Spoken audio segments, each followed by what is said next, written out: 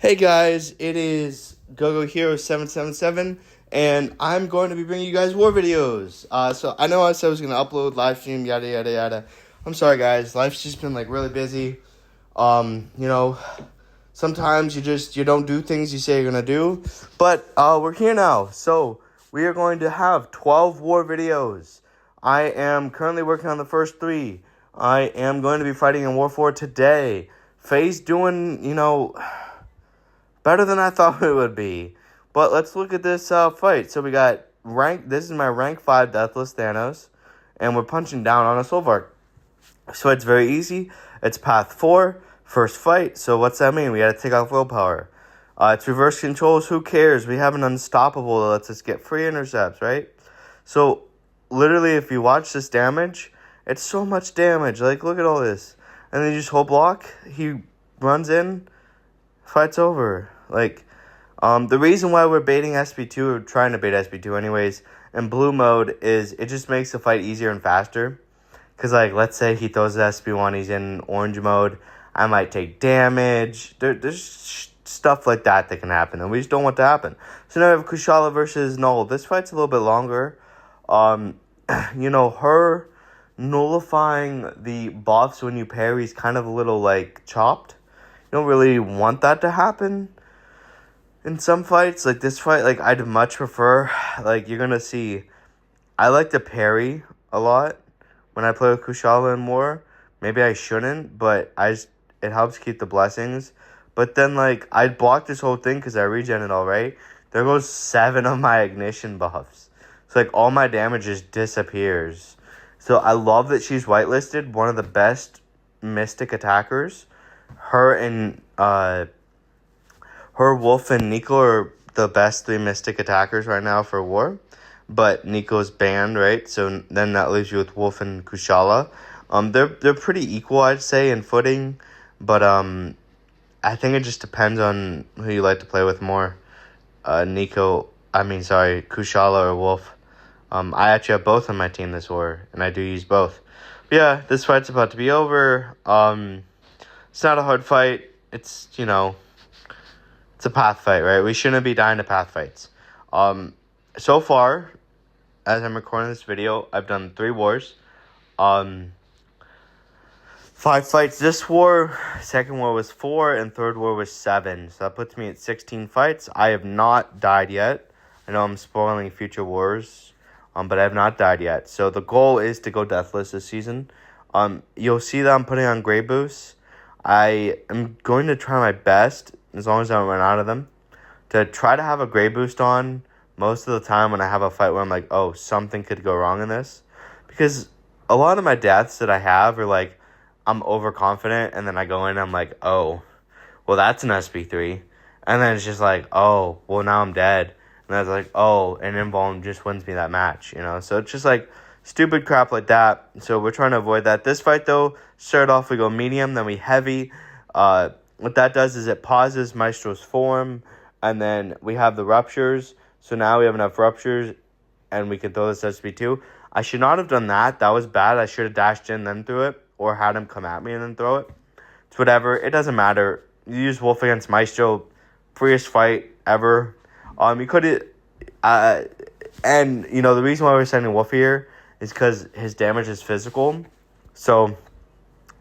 And then also Wolf's mode that he's in, he stays in it while the opponent has buffs. It's a certain increase per percentage per buff. So easy fight, right?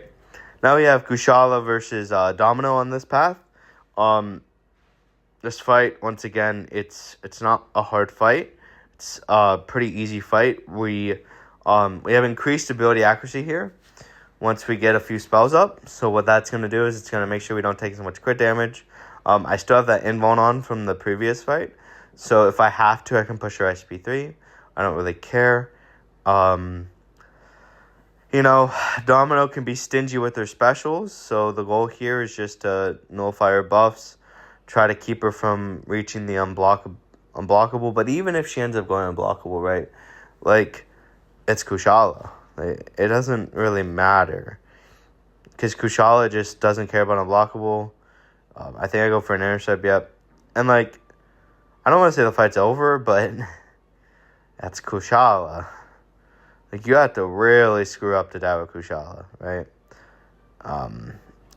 Again, I'm not the biggest fan of the parrying and it getting rid of the buffs. Because I feel like that's kind of counterintuitive to her playstyle.